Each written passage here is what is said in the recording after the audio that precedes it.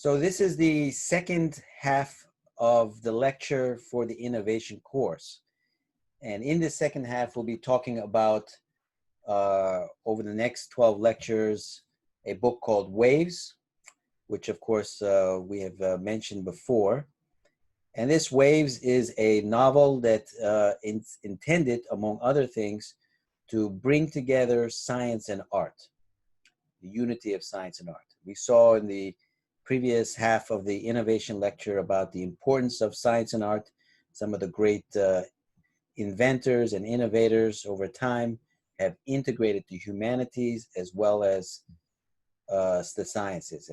Several of you mentioned Steve Jobs and the smartphone as being great innovations and great innovators. They really combine the humanistic side with the technical side. So this is extremely important. The distinction between science and art is also a big challenge. In fact, one could call it tragedy in society and education, not bringing together science and art. And I'm not talking about science students taking some humanities courses or about humanities students taking a few science courses. I'm talking about truly integrating them. And that's the purpose of this course. In fact, if we look at the big picture and consider the whole COVID situation, a lot of this tragedy is because of a difficulty in engaging between these two sides, of the scientific side and the humanities side. The scientists have ideas about the virus, about vaccines and so forth. How do we bridge that? And also the political leaders and the humanistic side and people who are not scientists, how do they appreciate and communicate? And I think we've had some challenges with that. And if we could bring those two sides together, perhaps we could have responded or continue to respond better to this COVID crisis, particularly in countries, not just in Korea, of course, where Korea has handled the situation fairly well. So this is an extremely important issue that we don't often talk about in education. And one of the purposes of this course is to bridge science and art. The second purpose of this course is this is a very unusual course, not just in Korea, not just at Digist, but around the world. There are very few courses, if any, that truly integrate science and art like we are going to do today and in the next 11 sessions after this. So this course, or I should say this part of the course, is an innovation in itself. This is the first time I'm teaching it in this way. So I will be innovating, and you will see, in fact, educational innovation in progress and how we are innovating, how we're creating things and so forth. So innovation is not just a theoretical study. Innovation is ultimately a state of mind, and immersion in innovation is the best way to teach innovation. And therefore, we are together innovating.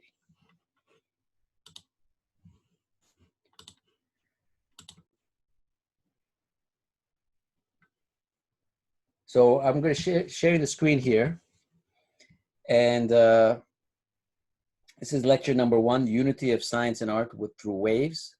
We will talk about 3 chapters in the first triplet, as well as the preceding prologue. And I'll explain all this shortly. I hope all of you had a chance to read those 3 chapters in the prologue and the 3 chapters, the first triplet. I understand that this might be a little bit of a different course. Maybe you didn't understand the assignments and so forth, but it will be much clearer today. And let's make sure that for the next session, we are prepared, having read the second triplet, as we'll describe. So this is the schedule of the course. We've done overview of innovation. We talked about the definition of innovation, the key concept of innovation being not just a new idea, but the implementation and successful adoption of that new idea. We discussed innovation in biology last week, and earlier today, we discussed the history of innovation. We gave examples like Leonardo da Vinci and Michelangelo, and people talked about Steve Jobs and Elon Musk and so forth, and the very importance of integrating science and art. So today we're going to zoom in on the second half on this triplet, which has 3 chapters. We'll also do the prologue, as I mentioned. And the 3 chapters are Wo ist Gott, Wo ist Gott, that's German, and I'll translate that. Slaughterhouse is the second chapter, and Tiro a Segno is Italian for aim for the target, shoot at the target, which is the 3rd chapter. So this is the book Waves, and as you know, it's available as an ebook on Amazon. You don't need the Kindle device. You can download the Kindle app through your Amazon account, and then have the ebook on your any smartphone or device or computer, laptop, etc., synchronized through all your devices. The book also has a Goodreads site. You can find all of these by clicking on the PDF or just searching under Waves and my name. There's also a Facebook group for Waves, which I encourage you to join because there's lots of background information there. There's a LinkedIn page, and we're putting some increasingly some videos are being put on the TikTok channel for Waves. So what about the title? The title Waves is a metaphor for the science, the technology idea behind the book. So some people call it a science fiction, but it's more like science in fiction, not science fiction, but science in fiction. So it is a work of fiction in itself that sometimes has nothing to do with science. So it's not a pure science fiction, but it's science in fiction. But the waves is the exemplification of the scientific idea. It has to do with electromagnetic waves. That's one reason for the title. Another reason for the title Waves is it's about life itself. As we'll read shortly in the prologue, life goes in waves. People have ups and downs. That's just the nature of life. And I think literature expresses it better than a lecture, so we're going to do some reading. The subtitle is Über Faust. That's an interesting concept. Most of you are familiar with the Faust Legend, which we will also discuss shortly. That's a famous book by Goethe, but he's not the only one who, Wolfgang von Goethe, he was a German author. He's not the only one who wrote Faust. There were others, so it's a very famous story. And it's the proverbial, people have heard the deal with the devil. You make a deal with the devil. And this is, Waves is a 21st century version of the Faust legend. And many people have written Faust versions. Goethe is a famous one, but there are others, like Thomas Mann wrote Dr. Faustus, Christopher Marlowe, the English, and Mikhail Bulgakov, the Ukrainian, wrote Master and Margarita, all different versions of the Faust legend. And so Faust is very ambitious. Faust wants to have eternal knowledge and so forth. And so I thought if I want to write a Faust and I want to exemplify that ambition, just like this innovation part of this course is exemplifying or hopes to exemplify innovation, then you don't want to just be a Faust, you want to even be Über Faust. Über in German means above. So that's a little play on words. It's part ambitious, part joke, as it were. So Waves is the title, and it's a 21st century version of Faust, Über Faust. So the structure of Waves, there are 36 chapters, as well as the prologue and the epilogue, so 36 chapters. And the chapters are organized in triplets. So 36 divided by 3 is 12, so there are 12 triplets. And the book is essentially 3 books, what I call the Melodio, the Harmonio, and the Ritmo. So you see Melodio, Harmonio, Ritmo, which is actually Esperanto. It's the kind of universal language for melody, harmony, and rhythm. And one reason I use Esperanto is music is a universal language. So obviously the book is written in English. It has been translated in Korean, by the way. And but I wanted to use this Melodio, Harmonio, Ritmo in a universal language. And music is very important in the book. And so the Melodio chapters are interlaced with Harmonio and Ritmo. So chapter 1 is Melodio, chapter 2 is Harmonio, chapter 3 is Ritmo, and then back again. So each triplet has one of the 3 books, comprising 12 triplets. So today we will talk about the prologue and the first triplet. You'll see something also interesting in this diagram. the size of the chapter names get changed. So the Melodio chapter names get bigger, so from Wo ist Gott all the way to Beyond Good and Evil. The Harmonio chapter names get smaller from Slaughterhouse to Adagio at the end. And the Ritmo chapter names are in the same size font, same size letters. And there's a reason for that, as we'll see. That reason is that the melody, or Melodio, the front story, is a kind of political thriller, medical novel, science fiction, not exactly, as I mentioned, the whole thing is science in fiction. And these chapters get longer. That's why the letters get larger. The backstory has two parts. The Harmonio, just like music, the backstory is a harmony. It's a psychological thriller and a Bildungsroman. Bildungsroman is German for kind of build-up, a story of the character. And two very famous Bildungsroman is the Goethe's other work, or another work, The Sorrows of Young Werther, and another one is James Joyce's The Portrait of the Artist as a Young Man. These are two examples of Bildungsroman. Bildung is German for building, and Roman is German for novel or story. And then the rhythm is a scientific dialogue, and it's a kind of creative nonfiction. So there are three books that are interleaved in this way. Now, this is a little bit of an animation of this changing structure. So let me go through this GIF. This is the waves timeline. This is the beginning of the book. So the beginning of the book does not begin at the beginning of time, which is on the left here, nor does it start at the end of time. The beginning of the book starts in the middle. And there's a Latin phrase for this, res media. Many stories sometimes start in the middle. So it actually starts in the middle. And the blue is Melodio. The pink is Harmonio.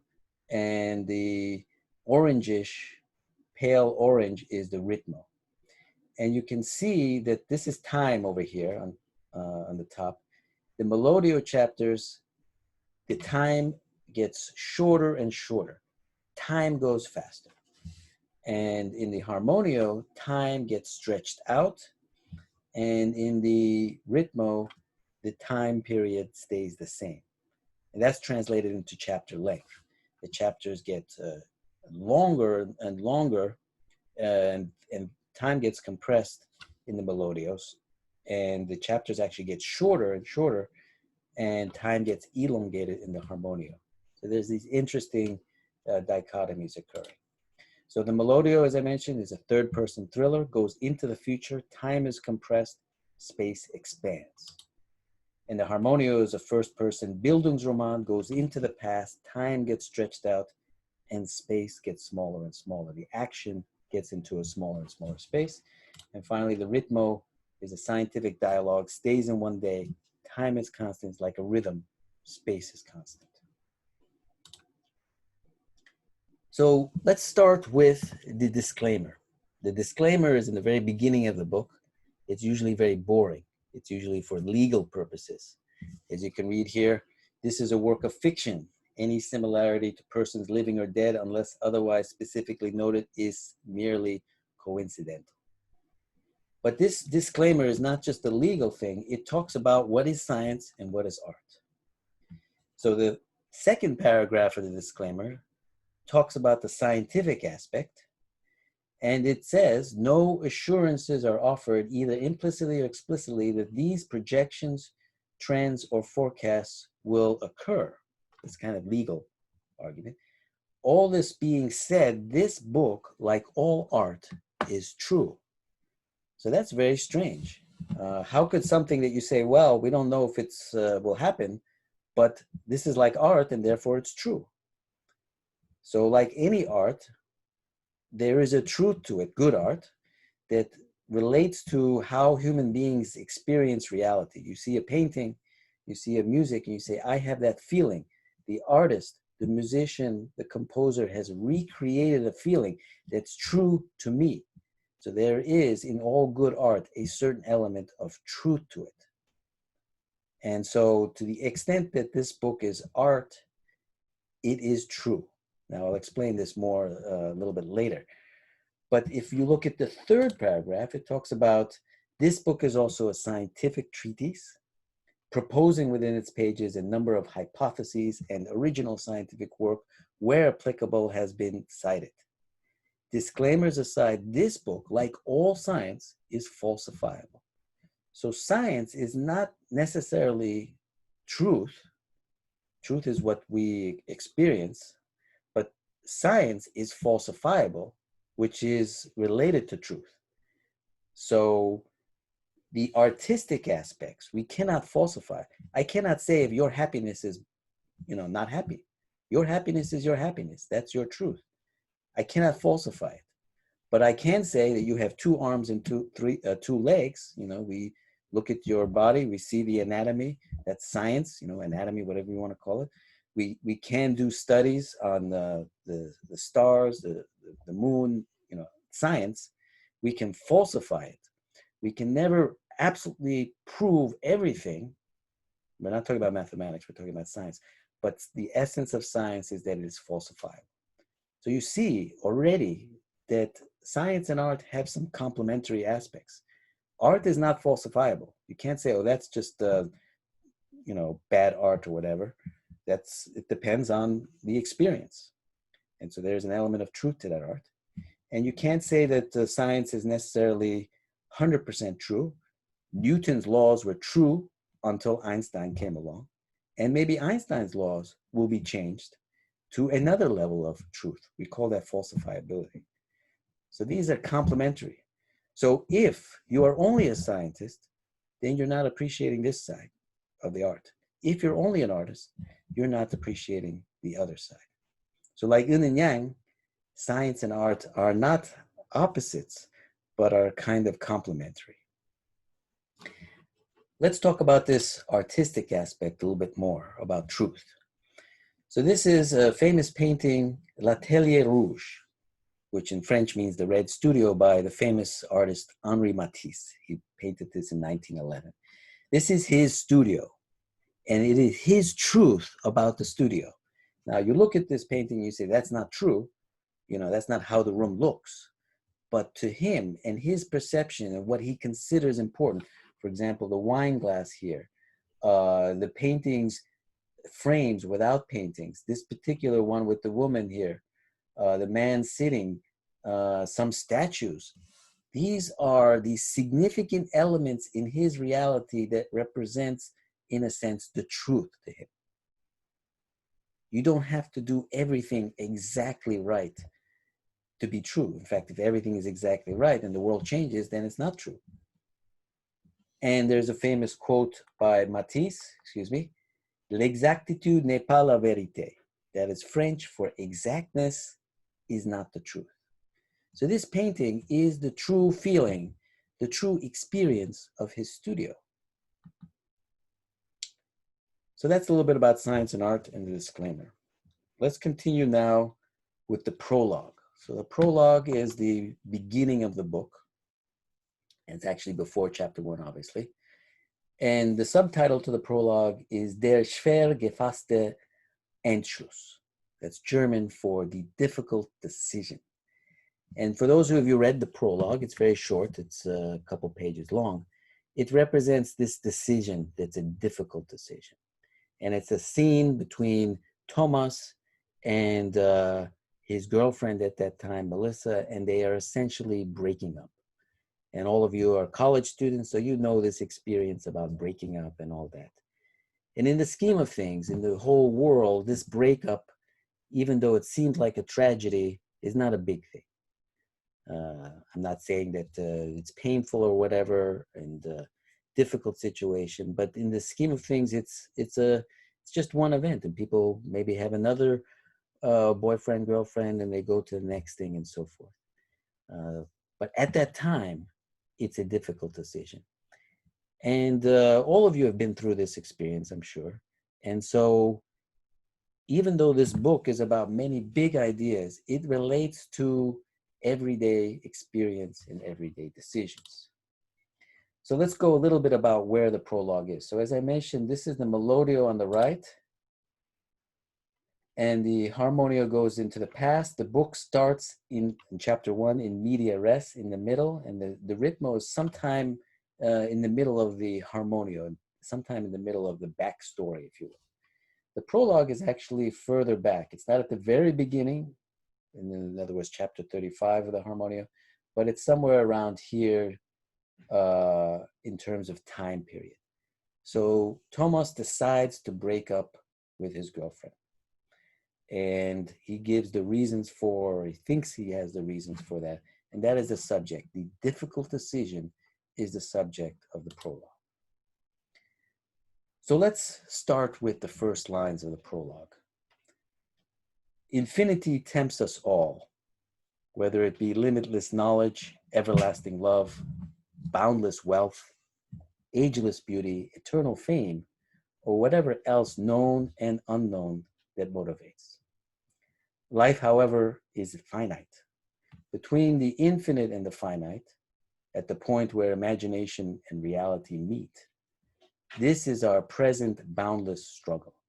So here, poised on the mystic prism, where infinity neither lives nor dies, but refracts, is where our story begins. So these are very big concepts, but they are exemplified in these average, everyday decisions sometimes.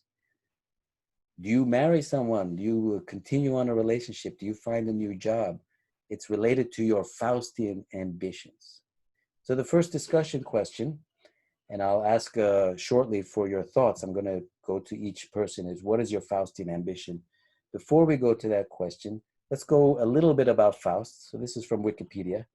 Faust is the protagonist of a classic German legend based on the historical Johann Georg Faust in the 15th century, early 16th century.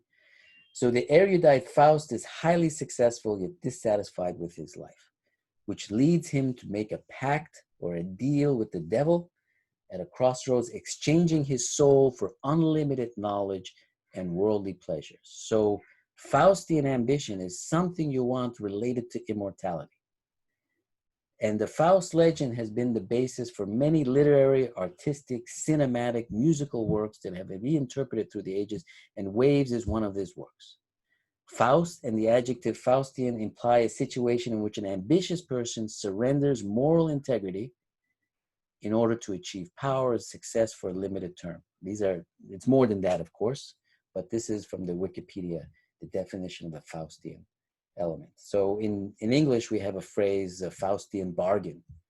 You make a deal with the devil. Now, it's not the real devil, of course, although in some of the works there is a devil, etc.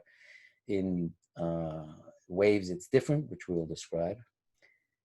So again, infinity tempts us all, whether it be limitless knowledge, everlasting love, boundless wealth, ageless beauty, eternal fame, or whatever else known and unknown that motivates. The difficult decision is that life, however, is finite. So let me ask now, what is your Faustian ambition? Anyone want to answer that? I know it's a difficult question.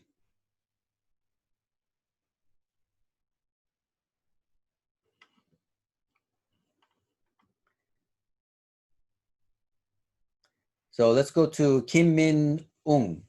Kim Min Ung, what do you think? What is your Faustian ambition? Don't be embarrassed. This is just for discussion. Kim Min Ung.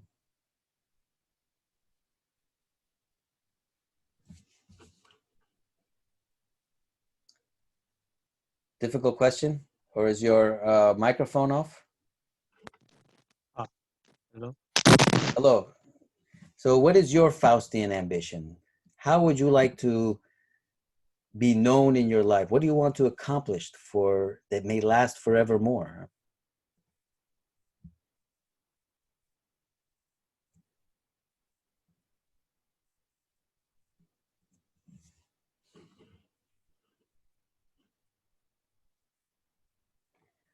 Okay, let's go to next person. What is your ambition? I want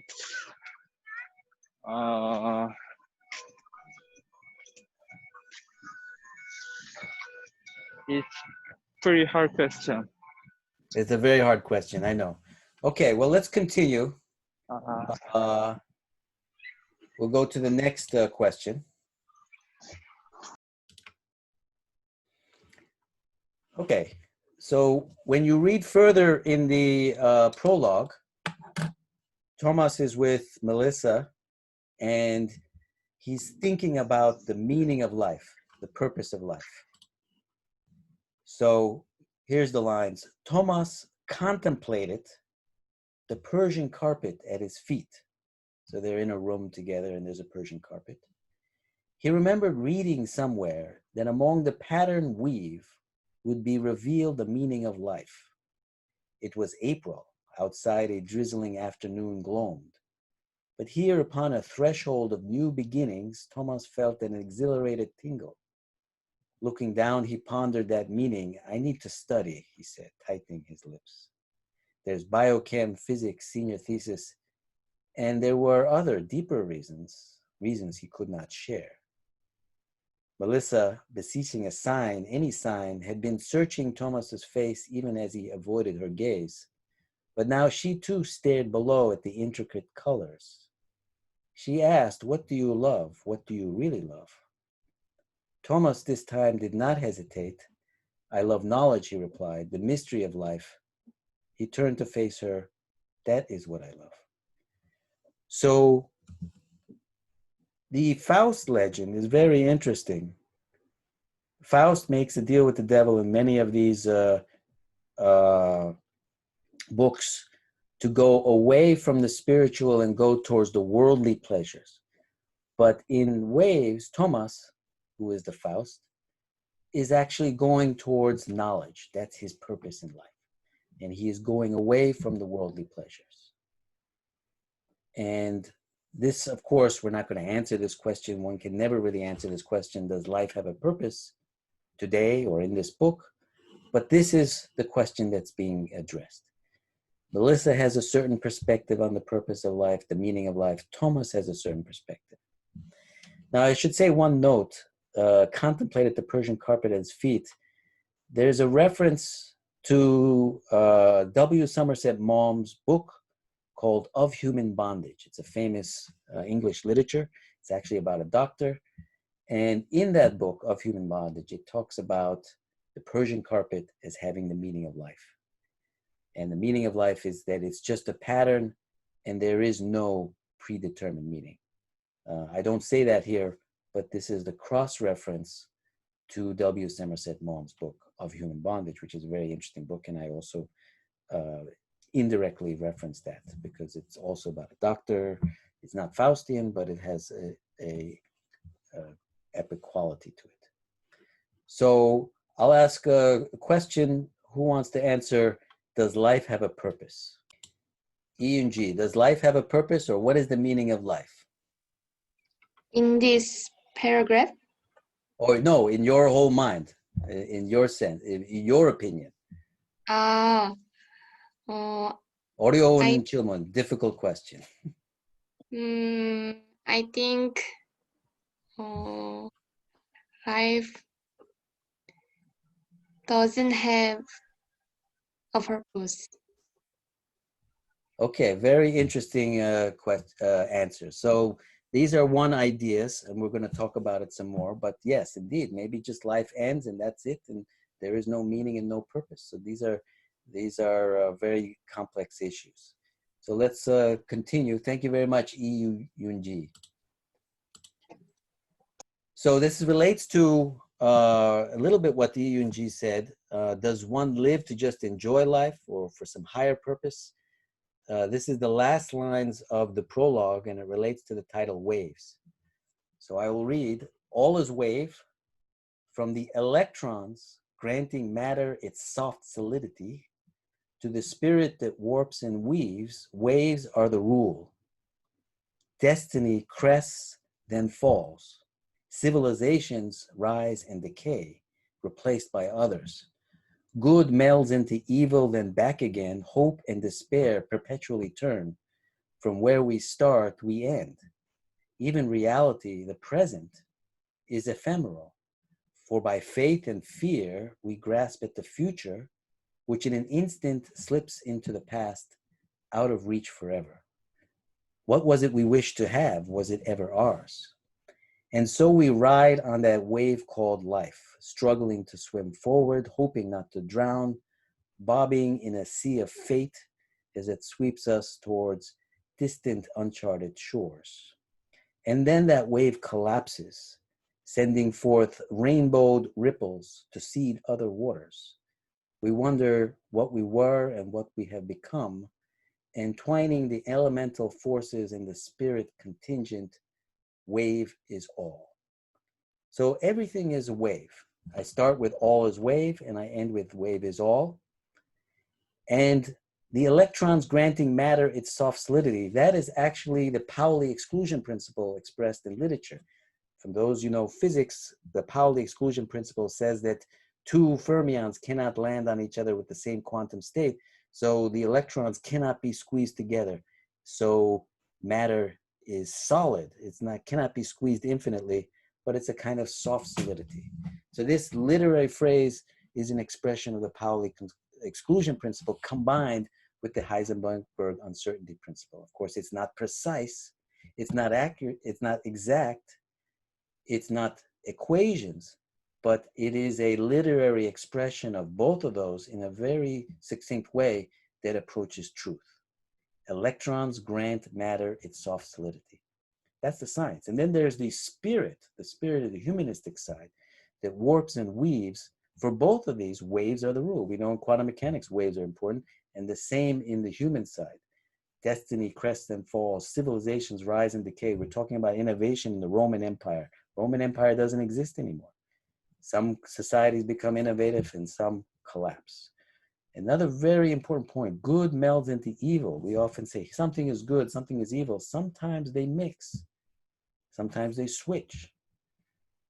We see that in politics with a conservative, liberal. When the conservatives are ruling, liberals are bad. When the liberals are ruling, conservatives are bad. Things go in waves. It's not absolute. And then we also talk about even reality is ephemeral. So we talk about reality is very tangible, but that's just the present. And ironically, the present is gone. Right now, what I just said is in the past. So the reality is, in fact, very ephemeral.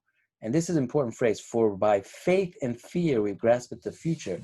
There are two motivating aspects. One is hope or faith, and the other one is fear, the positive and the negative. And then we ride on that wave called life, struggling to swim forward. And then that wave collapses. That's related to what Yun-Ji said. Maybe there's no meaning to life. It just collapses, dead, goes to dust. But we also know this wave collapsing is related to quantum mechanics as well, sending forth rainbow ripples to seed other waters. So even though the wave collapses, the life is dead. If we believe in that, it still has influenced other lives. And that's the meaning of this phrase here. Any questions? Okay. We finished the prologue.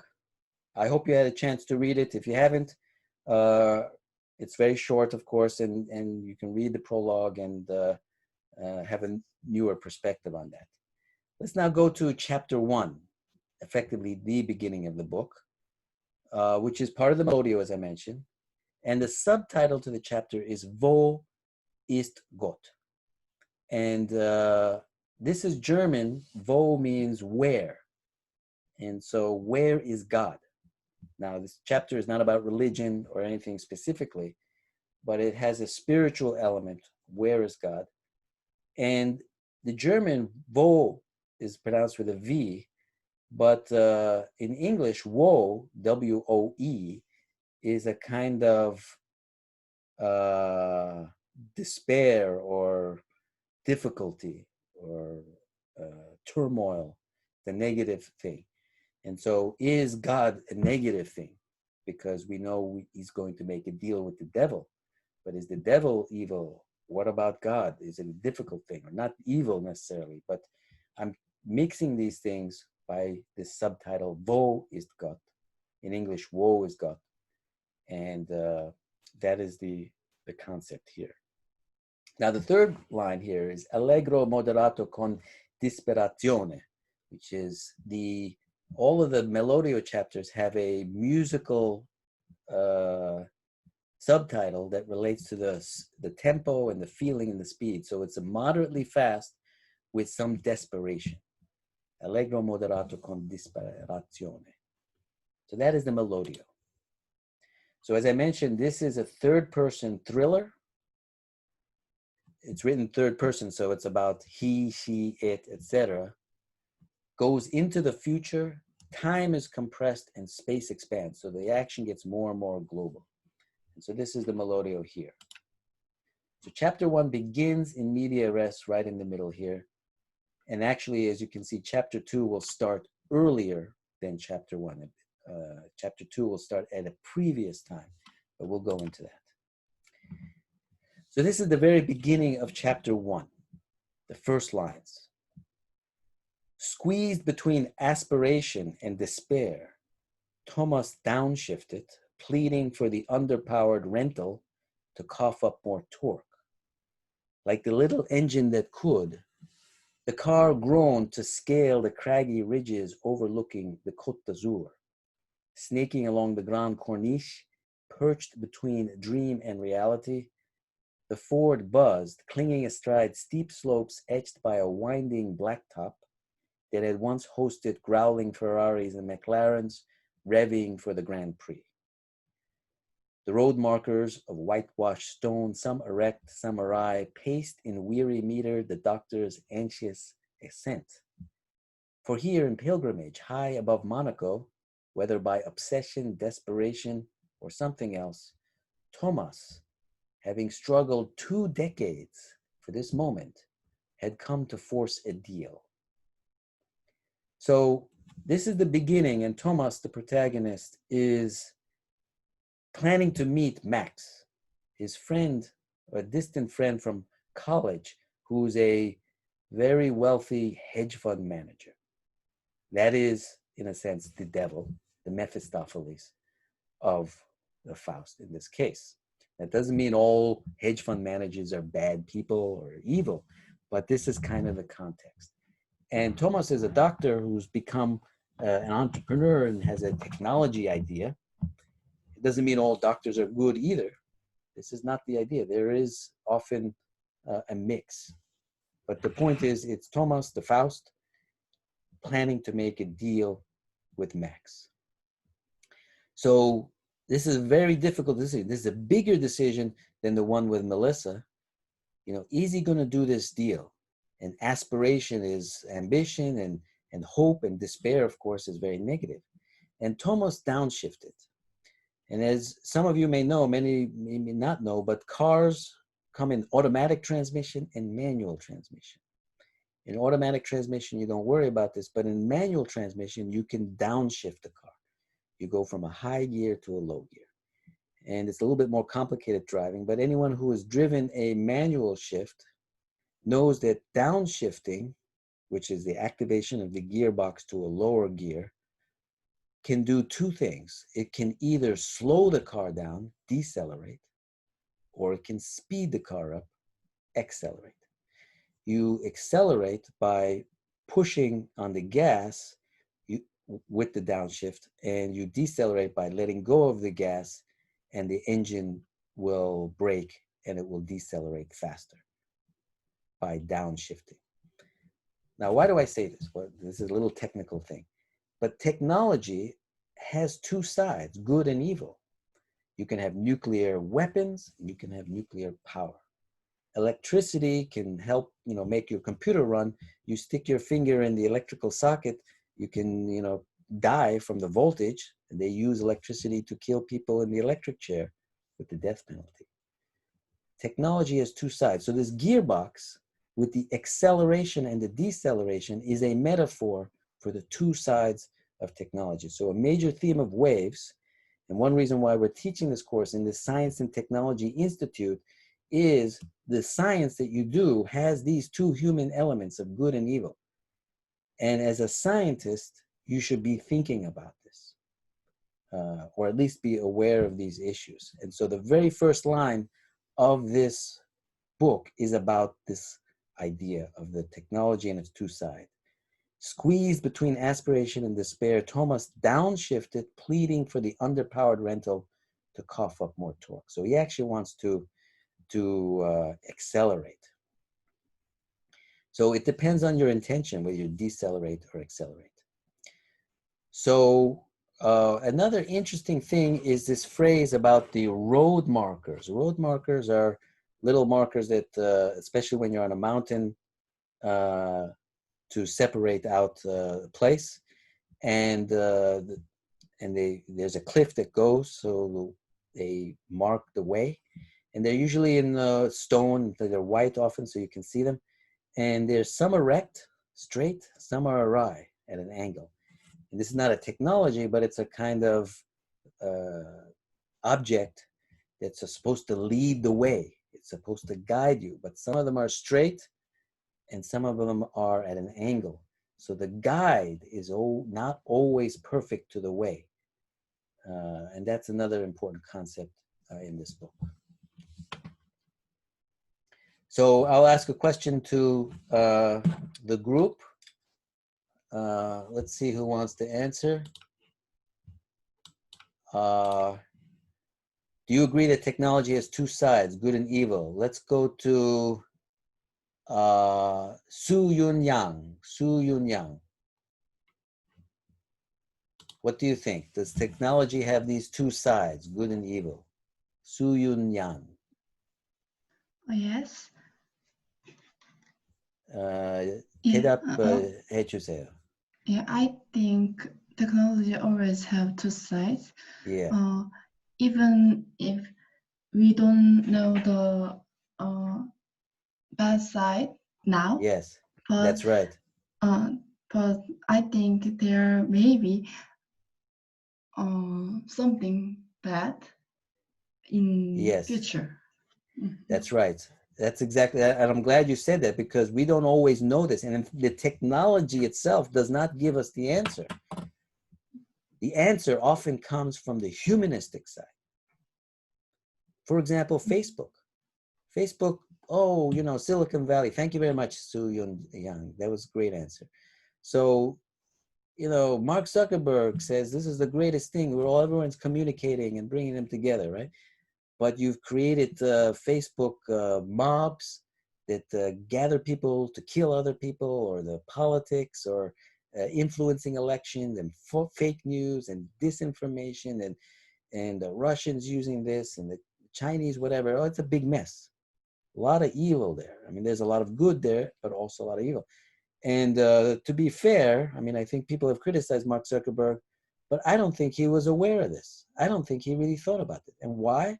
Because he was just purely, you know, on the technical side. He was the technical genius, but not really seeing the big picture. A lot of Silicon Valley lacks this humanistic understanding. But you are going to be the future of innovation, Korea, and hopefully the world. And you are top young scientists, students. You need to know about this and be aware of these issues. And you don't get that just from being a good scientist. As I said, there's the other side, the artistic side. So here's another aspect. So you know from chapter 1 that Thomas does something very bad in order to get to make the deal. And so let's go through this. He glanced at the black bag resting upon the passenger's seat. That's going to be his device, which he developed with the technology. Within this was the Novum Organum, which is a take on the Novum Organum from earlier, the new instrument, which possessed, expressed would be more accurate, the essence of life and its close twin, death. Yes, this was something others might eventually reveal, but atop this peak, Thomas, for whom time and its twin, money, were scarce, resolved to cut that time. He had to, I must, he thought, return from this peak with a deal in hand. Trade my soul, then so be it. This was in this world a far greater ideal. And then he goes on, that's why I put the line here. Thomas knew that quarreling would be futile. It was time for action. He felt a shudder in his chest. The only life he had taken had been back home, a garden rabbit. That experiment, the dirt gray bunny frantically scurrying away, had degenerated into an anti-vivisectionist comedy as Julien watched along with predatory glee. Julien is his cat. Animals would not do, for here at Max's Maison, only a decisive impression would seal the deal. Moreover, the device had been calibrated for human cardiac myosin binding protein. Thomas's cheeks flashed with a cold chill. He could make it happen now or hang paralyzed forever. Action for the surgeon cures all ills. So a couple things you'll notice here are these boxes. In the ebook version, they are footnotes. They are actual quotes from Goethe's Faust. In the German translated to English, my translations. So when he's looking at his instrument, for the secret now lies within reach, but only if one heard the sound it beseeched, will it turn to voice and thus become speech. So will he make it real? And then with regard to his decision to act, steel yourself, tear open that door, which in dread others pass before. It's time to prove by deeds that soar might raise a man up to God's lore. Before that somber cave, tremble no more, wherein the mind damns itself in tormented roar. So the question here is he is going to basically use this to kill Abdul, also known as Bud. When is it right to sacrifice the few for the many? Or another way to put it, when is it right to do something wrong in order to do something right? These are very common issues. I'm not saying you have to do crime or do anything obviously bad. This is an extreme situation, but we often juggle these things. We are going to give vaccine to help with COVID. Some people may give side effects. In our clinical trials, some people may get affected. But we want to help millions of people. Do we not do the clinical trial? Do we not do the vaccine because one person may die or one person may be affected? When is it right to sacrifice the few for the many? That is the essential question in this passage. So let me ask somebody what you think about this question. Pak Minji. Yes. What do you think? Is it right to do something wrong sometimes in order to do something right?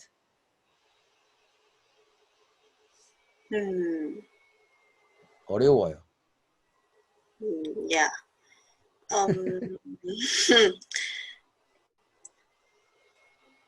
Can you give an example maybe? I gave you the example of the vaccine. Yeah.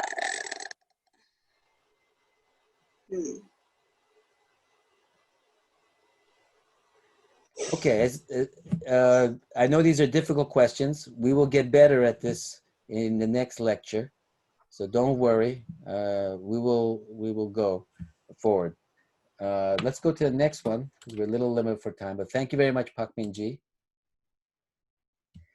Now, this is very important. You might think it's a little bit extreme. Why does he have to do something very negative? Why can't he just be nice and friendly to Max? And Max says, oh, he's a nice guy. I'm going to give him the money. I'm going to fund the project.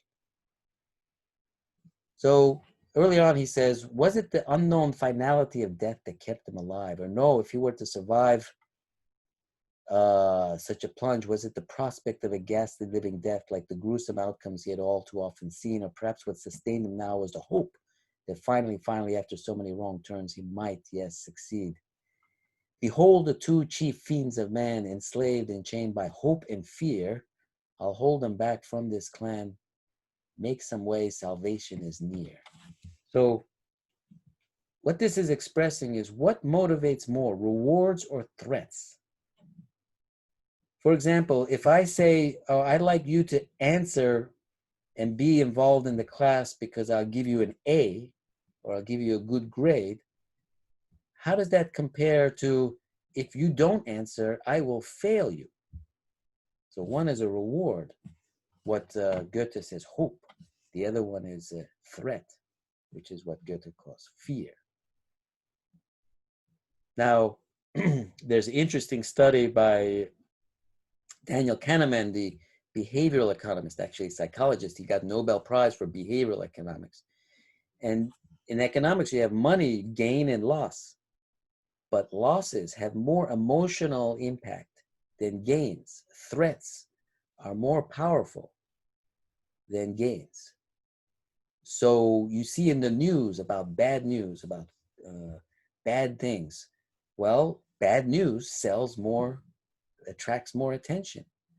Threats can be more emotionally powerful. It's not necessarily a good lesson, but that's one of the things that Thomas understands, is that he wants to do this technology to make better medicine, to save lives. But somehow that doesn't attract as much attention as the negative side. That attracts more attention. So the military side. And as you know, sometimes in innovation, the military and war creates more innovation than peace. There's more motivation then. So I'll ask a question. What motivates more? What do you think? Rewards or threats? Let's go to Choi Ji-yu. Choi Ji-yu, what do you think? What motivates more, rewards or threats? I think it's really different case by case, but Okay. I think strategies motivate more. Yeah, so I think that's a very good answer because it depends, of course. But this is why I mentioned Daniel Kahneman, the psychologist, Nobel Prize winning behavioral economist. Loss aversion, the emotional to threats and loss, is a bigger psychologically than the gain. So even though the money amounts might be similar, so logically, rationally, they're the same, they end up psychologically being different. So in general, threats, and this is maybe not a nice message, but threats are more motivating. So here's another very interesting line. So you have Thomas, who has the idea, and then you have Max, who has the money. And you see this in society very often. You have the money people, the venture capital, and the people who give money to venture capital, and you have the idea people, and they don't always have money. Why is it separate? That's a very interesting concept. Why do you have to invest in other people? Why don't the rich person have all the ideas and the poor person doesn't have ideas? Why is it often the other way around? So this is also related to behavioral economics. Loss aversion and gains. If you don't have a lot of money, you have a lot more motivation, perhaps, to come up with new ideas. If you have a lot of money, maybe you are more comfortable and you don't have that kind of motivation. So here's a passage that relates to this. As power was never motivating for Thomas, was it the thirst for knowledge and ambition to redo the world, the superego run amok? But he had had enough of trying to make sense of his motivations. Action was what now mattered. And action meant money. So strange, he mused, how it could be that the worlds of wealth and ideas were so disjoint. But was not money just an idea, something after all based wholly on belief? What if some simply did not believe anymore? And since when, he wondered, did finance come to rule its master? For Thomas, ideas ruled. He was in the world of ideas. But regardless, with money as not so obedient serf, he recognized that the novum was nothing without it. Looking out upon the rippling sea, sensing a deal, his idea joined with wealth imminent, Thomas sighed. What is it you want? Asked Max, unnaturally subdued. Thomas turned to face the financier. Investment. There are many applications for good or evil. And Goethe writes, To whom it may concern, whoever owns this paper is owed 1,000 crowns, backed up it is, pledged with certain bond. He talks about the idea of money. So any thoughts on that, this concept? Let's go to An Sang-jun. An Sang-jun, what do you think of this question? Why is it that those sometimes with money are not always the ones with ideas? I think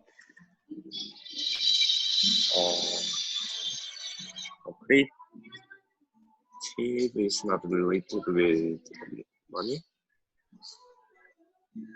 So these are not related. Oh, yeah. Okay. Okay, thank you for that. Let's continue.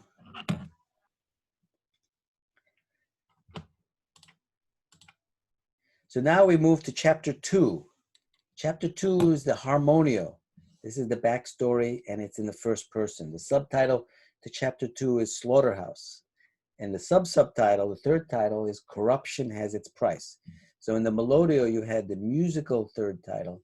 Here you have some other concept that summarizes. And this is from part 2 of Goethe's Faust, Palace of Menelaus. Stir up that which was in the past, the most evil more than the good. The somber darkness that was cast, not the present shine it would, but also in the future scope glinted gentle glimmers of dawning hope. So let's look at the Harmonio. This starts before the previous chapter. It's actually Thomas's explanation from the first person why he went to make this deal. In fact, the whole Harmonio is why he went to make this deal, to make this situation where he balances good and evil, etc.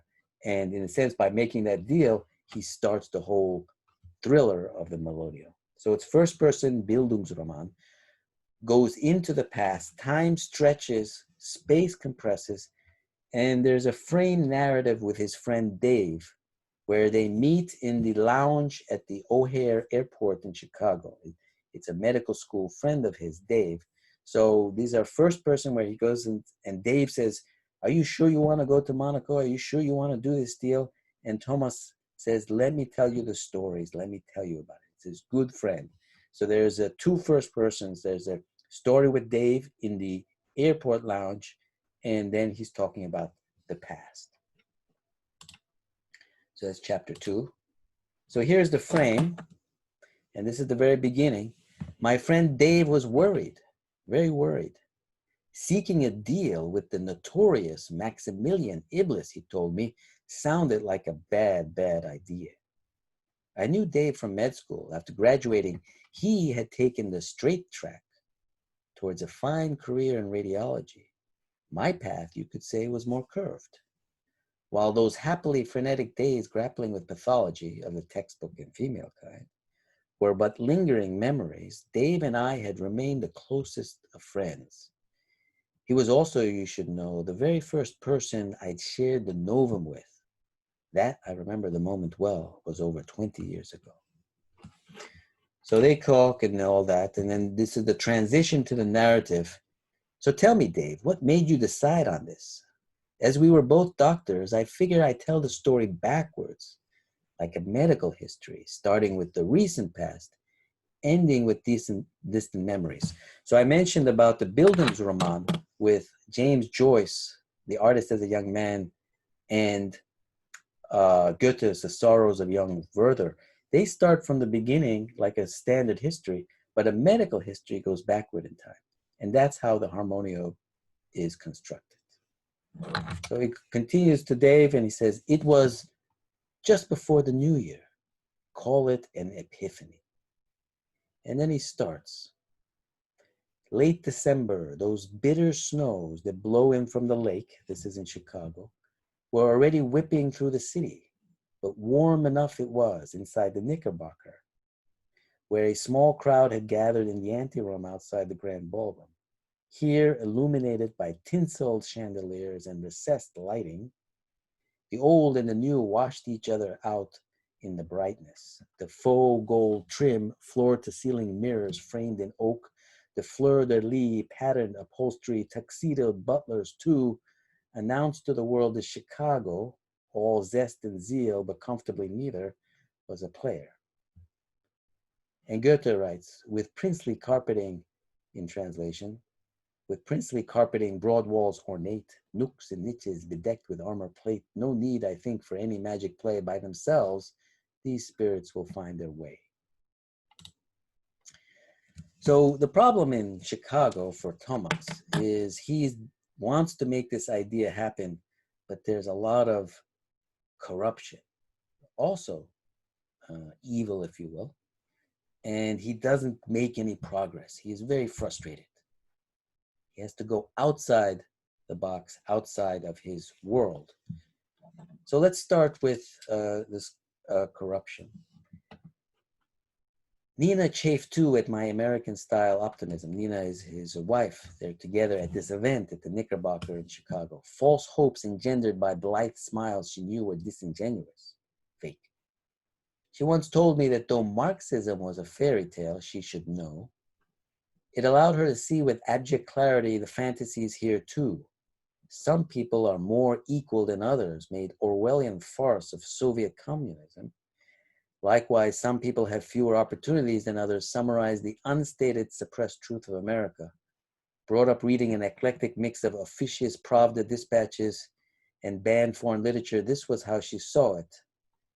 Then, as I recalled one particular stymied venture, there was Illinois. An acquaintance of mine, Jack, highly placed in state politics, reminded me that in line with the other Tartuffes, the forum was greased not with fanciful dreams, but with generous gifts for the double-breasted, sometimes sweat-suited governor. And in translation, Goethe writes, there once was a king with a mighty big flea, the love for whom he'd sing like his own son it'd be. And then later on in the chapter, though the cattle and hog slaughterhouses of the west side were long gone, the butchery continued. This much Mailer was right about. In Chicago, money loot was the holy elixir that fortified the lubricious they called a pay to play. But the Windy City eluded such simple descriptions, stark conventional contrasts as in rich versus poor. A pseudo-Marxist application of physics to history did not apply. Indeed, in these modern age stockyards were slaughtered the very wealthy by those in or out of the law moving in on their turf. The slayers would slay and in turn be slain. That's the whole concept of the slaughterhouse. A man of good intentions will to bribes and flattery bend, the judge who cannot punish will to crime and caper tend. So what is corruption? Is it impossible to completely eliminate corruption? So let me ask, how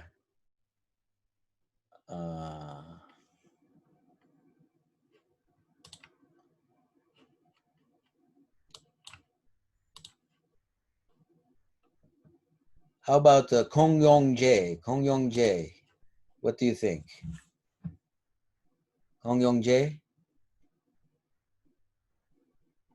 What do you think of this question? What is corruption? Is it impossible to completely eliminate corruption?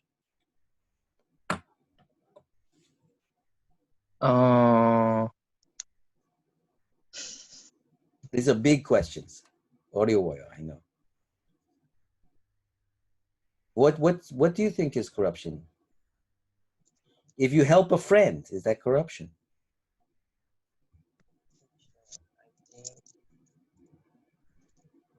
I can't hear you. It's hard to tell. It's hard to tell, yeah. Well, let me give a little context, okay? Now, the purpose of this lecture is not to be political, but sometimes, you know, corruption occurs because of things with family members. Not always, but sometimes, right? And of course, in Korean culture, family is extremely important. And we've seen things with helping other family members and stuff like that, with chaebols and government and all that. And you remember the whole story with Park Geun-hye. And one argument she made for her election was she does not have a family. her family is a Korean state. And people understood that, well, maybe she's not going to be corrupt if she doesn't have some brothers or children or husband that she can, you know, create some situation. They felt that she would not be corrupt because she said, Korea is my family. I don't have a family. Her tragic story and all this. But as we know, she had her friend Sun Soo-il, I forget the name, etc. But then the whole thing got out of control. And there was another level of family, if you will. This is very tricky. What is corruption? Because helping your family, is that corruption? Not necessarily, but sometimes it does. Very difficult questions. So let's go. I'm going to play a video now. It's on TikTok and also YouTube, so listen carefully. Nina chafed too in my American-style optimism. False hopes engendered by blithe smiles she knew were disingenuous. She once told me that though Marxism was a fairy tale, she should know, it allowed her to see with abject clarity the fantasies here too. Some people are more equal than others made Orwellian farce of Soviet communism. Likewise, some people have fewer opportunities than others. Summarize the unstated, unsuppressed truth of America. Brought up reading an eclectic mix of officious Pravda dispatches and banned foreign literature, this was how she saw it. Then, as I recalled one particular stymied venture, there was Illinois. An acquaintance of mine, Jack, highly placed in state politics, reminded me that in line with the other Tartuffes, the forum was greased not with fanciful dreams, but with generous gifts for the double-breasted, sometimes sweat-suited, governor.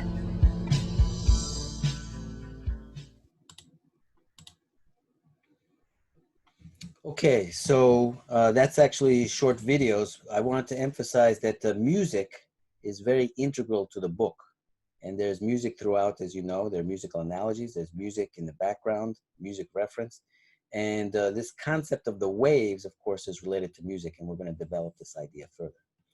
So we're running a little short of time, so I'm going to go a little more quickly. Other aspects of Chicago irked me. Flatness ruled the prairie. There was virtually no opportunity as such to pursue a favorite hobby of mine, rock climbing. That's a personal thing. It was an apt metaphor, for in this town it was better not to climb, but to lie low, where rising was measured more by pushing down than by pulling up. In other words, wealth was not created, it was shuffled around with somebody, invariably lurking, to pluck to their picking. So long as the dollars whipped around and round what the economists call the velocity of money, all would be well. The wind, you could say, made the weather. And Chicago's famous for being windy. All this was subject to a paradox. Market fundamentalism, itself a form of worship, assumed, exalted really, that equilibrium prevailed, yet the requisite money flows implied non-equilibrium. Few of such faith recognized this contradiction, and not understanding this, many substituted ignorance with optimism. Optimism, blind faith, differed from measured hope. This was the message Nina persistently wished to impart to me. It was also the lesson Kostakis had learned and would play to adroit advantage. Then I referred to John Nash, who was famous for his game theory and equilibrium, etc. A very fundamental concept. Is the free market really free? We talk about freedom and we talk about free market, etc. But in reality, if you look at the actual aspect of this, because everything is in transition, the market is always at a non-equilibrium state. It's almost never really free. I mean, there are some cases in the commodities exchange and so forth. And this is one of the things with behavioral economics. So a lot of these free market arguments are not necessarily correct, even if they mathematically play out. You have to combine it with the humanism. One reason why Daniel Kahneman got this Nobel Prize for behavioral economics, he combined the science and math of economics with the humanism of psychology. Now, the other thing you'll notice that the chapter 2 is very depressing, and you notice the music that was there, The Cure, Faith. And this type of depressing mindset is behind this chapter. The whole book is not depressing, don't worry, but chapter 2 is depressing. And that depression creates this desire to do something that leads to chapter 1. Okay, so then he talks about, we're not going to go through this whole portion, but when you don't like a situation, do you fight or do you leave? And so the very last lines, I will read the last section, not this first part, but the last lines of chapter 2, Waves. But these minor tragedies were of no interest to me. Receiving all that I needed, I could now behold, as Kostakis phrased it. Kostakis is a speaker, a famous financier. A future to be shaped.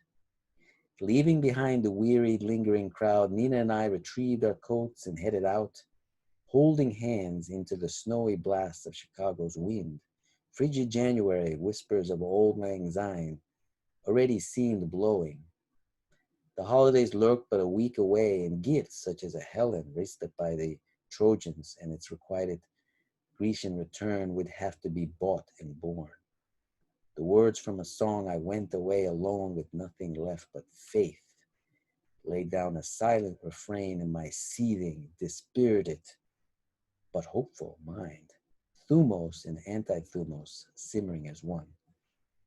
So he decides to leave, and he's going to make this deal in Monaco. Now, a couple points here. Thumos and anti-thumos, the footnote here, so if you have the ebook version, there'll be a footnote, relates to, in Greek philosophy, Plato, there were 3 parts of the personality. Logos, logic, thumos, which was emotion, and I'm summarizing, and eros, which is love and desire. And so he had this depression as well as this hope, thumos and anti-thumos coming together. In Plato, they don't talk about anti. So in Waves, there are 6 dimensions to the personality. Logos, anti-logos, thumos, anti-logos, eros, anti-eros. And we'll discuss this more in the course. Again, this is just a theory building on Plato. But what's interesting is people make life decisions when they have 2 opposite aspects coming together. They have to resolve them. And Thomas here has thumos, the seething, dispirited frustration combined with the hope and the ambition, anti-thumos in this case, coming together. And he makes the decision. So let's go to the last chapter, chapter 3, Tiro a Segno. Proteins are where the action is. And in Goethe, when you learn the stars' course taught by nature as your source, then you'll see your soul's force. By the way, I forgot to mention chapter 2, the Harmonio. It's first person, but you may have noticed that the writing is more poetic, more emotional than in the Melodio, which is more like a thriller. So these different feelings of the books are there, so they're interleaved. So the Ritmo is yet more different. It's a scientific dialogue, stays in one day, time is constant. They're basically 1 hour tutoring blocks, and space is constant. It happens in the medical student dorm of Thomas during this time period. So it's before the beginning of the book, and it's midway, if you will, time-wise, in the Harmonio. So chapter 3 is there. And chapter 3 is a scientific dialogue. So Waves, as you may know, is actually 3 books interleaved: Melodio, Harmonio, Ritmo. The Ritmo is the use of fiction, dialogue in particular, to communicate science, has a long history in all of these works. And this post is in the Waves book in Facebook group. So this is the link, facebook.com groups, Wave the book. I encourage you to join, and there's a lot of background content. So all of these have links. So there are many examples. Galileo is one of the best examples of dialogue to communicate science. And that's what the Ritmo is. It's a dialogue. Now it's a dialogue with a little bit of a frame. So each dialogue has a frame, which is in third person. So he talks about one of his heroes from high school. Thomas had always been an idealistic sort. Roald Hoffmann, who got a Nobel Prize in chemistry, named after that intrepid Norwegian explorer, another of his heroes, had delivered the commencement address at Thomas's high school graduation. He exhorted these eager graduates not to focus solely on grades, not to take the road well traveled, but to seek out, as they embarked upon college, new beginnings, new worlds. This is very relevant to you now you are in college. This advice resonated with Thomas for the rest of his life. But such idealism was bound to clash with reality. Thomas then, having many times journeyed down the road not taken, had now to be very practical. The lessons began near dawn and concluded late into the evening. This, the 12 chapters of the Ritmo, is the story of one of those days up at the medical campus, here in Thomas's cloistered dorm room, his home and classroom.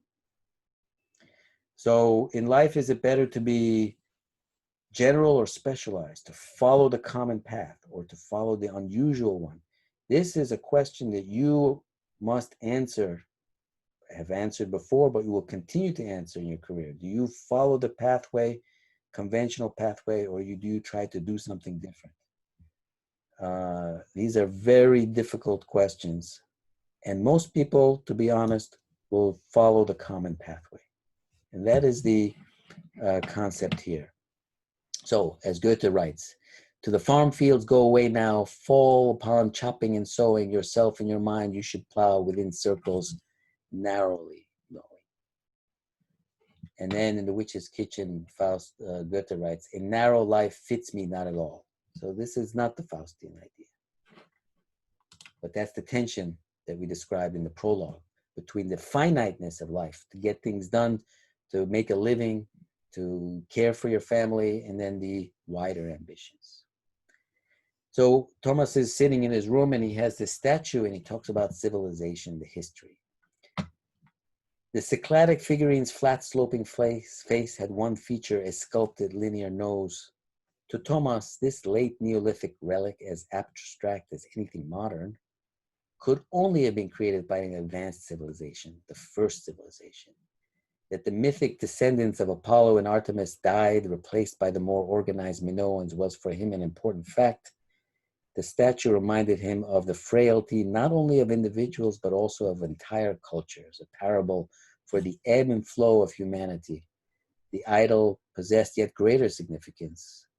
With that primordial tyrant King Minos, civilization became doomed to coexist with tyranny. In Thomas's mind, the Cyclades had been the original Eden.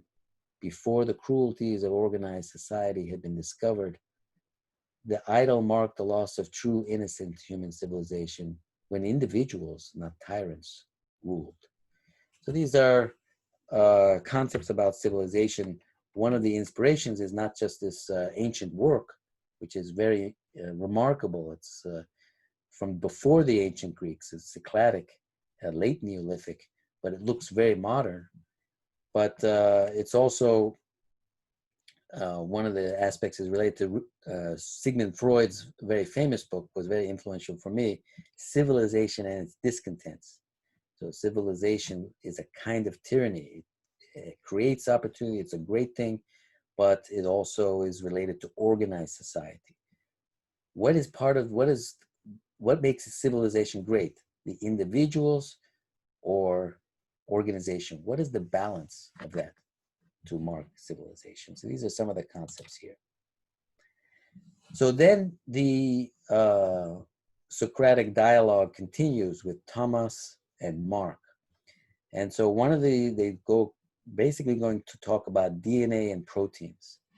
So in the beginning, Thomas says, yes, you can see the two strands intertwined. This is the double helix of DNA, like love's two threads in Plato's Symposium.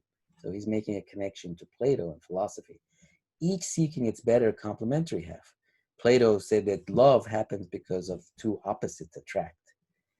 Instantly recognizable, the double helix is yes, an icon. So then Thomas starts to talk about Watson and Crick. Watson and Crick's discovery, you see, was both deductive and inductive science.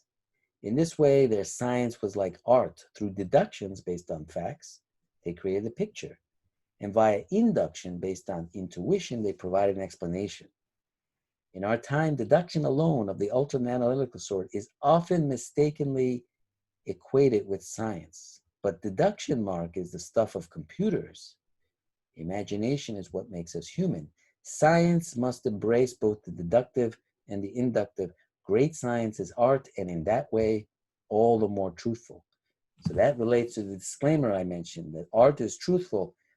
Great science has an artistic aspect. So not only is it falsifiable and analytical and deductive, but it is also inductive. And that makes it closer to truth. I will skip this section because it's a little bit specific about health insurance and genetic profiling. But let's go to this one. It's very important. So on the top, you see a protein.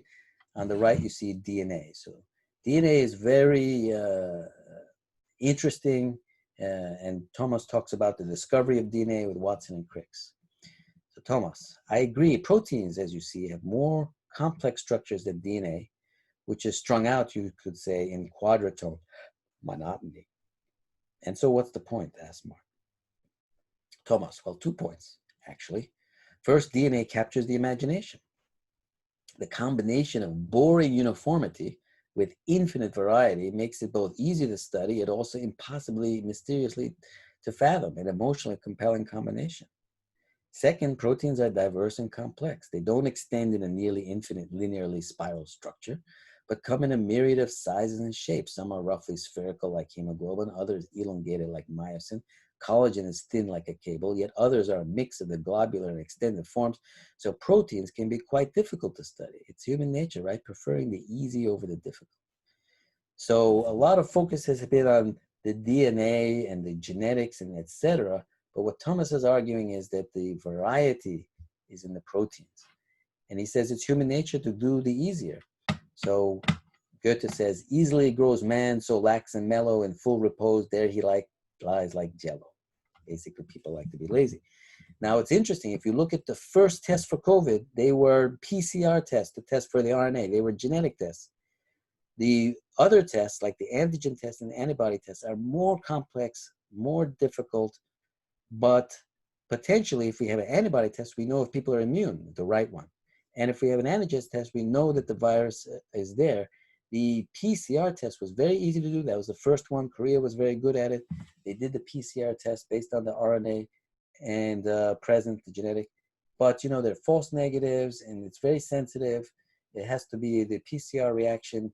My prediction is that the testing will go beyond that.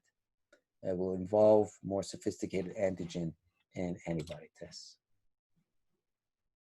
So what is the future of medicine? Then Thomas talks about medicine, radiation, proteins, DNA is the target. He's arguing that proteins are the target, and we can approach medicine both from molecule side or medicines or from radiation side.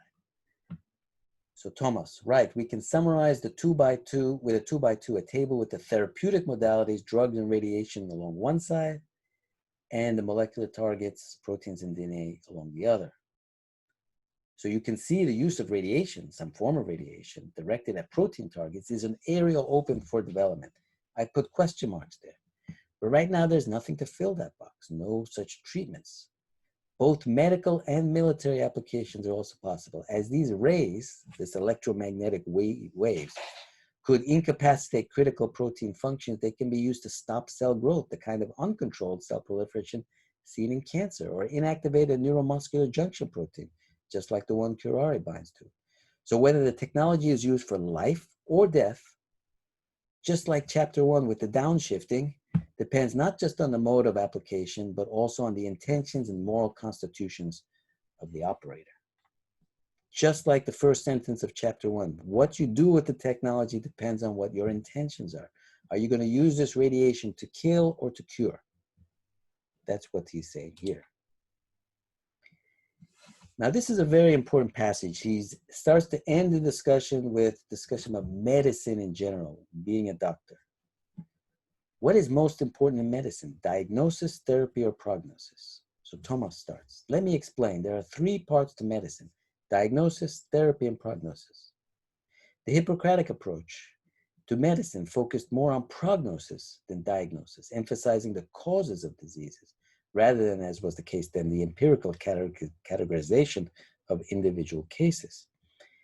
In the latter case, diagnosis might be possible, but prognosis generally is not.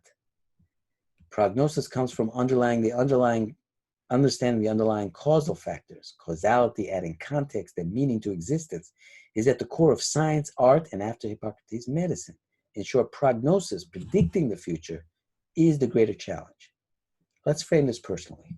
Say you're diagnosed with lung cancer. You want to be treated, and you certainly wish to survive. You might also be interested in the specific diagnosis, whether it's small cell carcinoma or adenocarcinoma. But of utmost importance to you as a patient is your prognosis. Will I survive? How long will I live? Will I be disabled? Can I still have sex? How will my life be changed? This is what is vital to you. Mark, I agree. Thomas, prognosis is paramount. Therefore, I qualify the opening comment at the beginning of our session that genomics is important. When it comes to what's valuable for patients, knowledge, prognosis in particular, is important. Knowledge, my friend, has intrinsic value. So why do I frame this here? Because what's interesting is if you make a medical technology, the diagnosis, the treatment, etc., that's what most of the science is focused on.